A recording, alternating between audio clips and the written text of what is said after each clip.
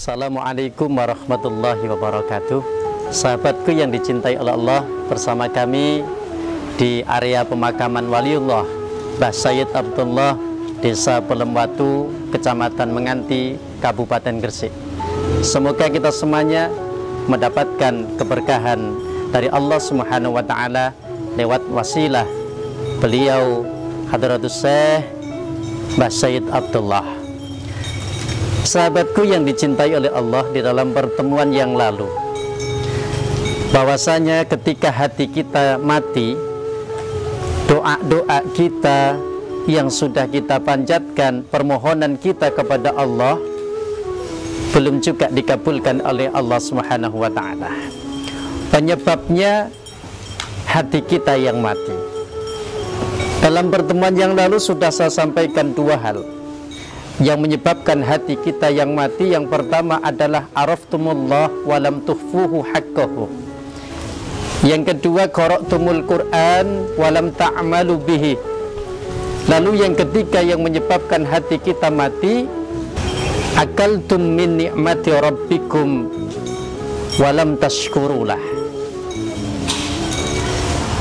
Kita menikmati pemberian dari Allah, kita menikmati rizki dari Allah, tetapi dalam satu sisi kita tidak pernah merasa bersyukur. Dalam satu sisi kita tidak merasa berterima kasih atas pemberian Allah yang dilewatkan kepada kita semuanya. Maka ketika kita mendapatkan rizki dari Allah, mendapatkan pemberian dari Allah, baik sedikit atau banyak, seyogyanya dan kewajiban kita adalah untuk mensyukurinya. Baik itu yang berupa materi atau non materi, baik itu yang berupa kesehatan atau kesempatan, wajib kiranya untuk kita syukuri. Oleh karenanya banyak orang yang berharap kepada Allah, banyak minta pemberian dari Allah, tetapi setelah diberi, orang itu terlena dan tidak pernah merasakan syukur kepada Allah Subhanahu wa Ta'ala.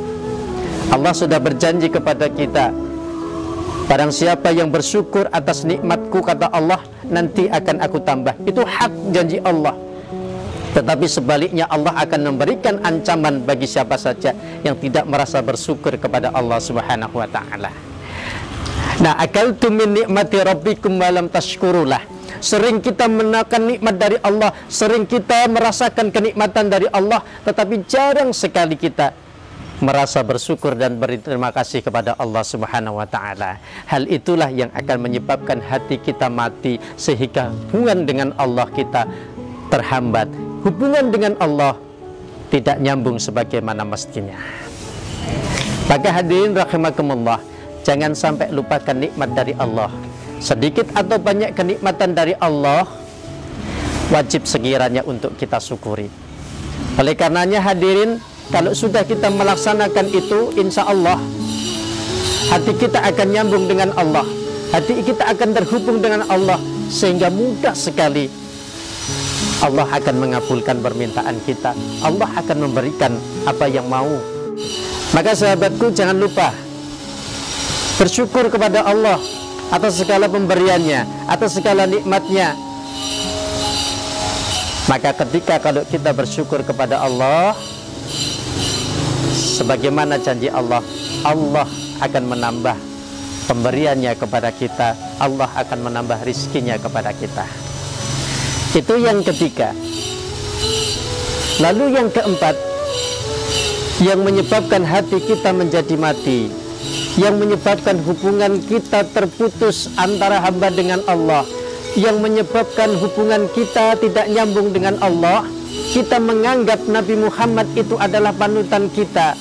Kita minta kepada Nabi Muhammad untuk menganggapnya sebagai umatnya, tetapi sunnah-sunnahnya tidak kita laksanakan, sunnah-sunnahnya kita tinggalkan, sunnah-sunnahnya kita abaikan.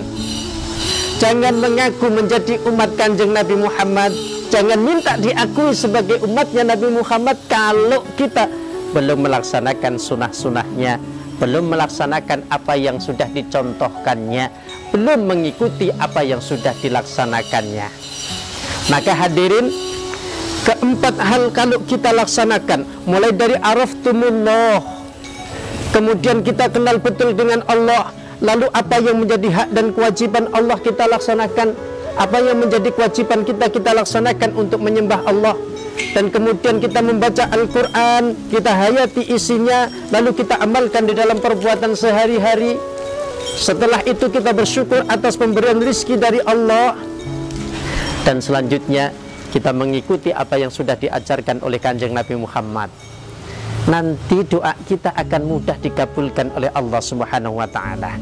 Tetapi selama kita masih kenal dengan Allah, tapi kita belum melaksanakan kewajiban kita sebagai hamba Allah, belum memenuhi haknya Allah untuk disembah, dan kemudian kita belum mengamalkan isi yang ada di dalam Al-Quran, dan kita tidak pernah bersyukur kepada Allah, kita tidak mengikuti apa yang sudah dilaksanakan dan dicontohkan oleh Kanjeng Nabi, jangan harap doa kita segala dikabulkan oleh Allah Subhanahu wa ta'ala.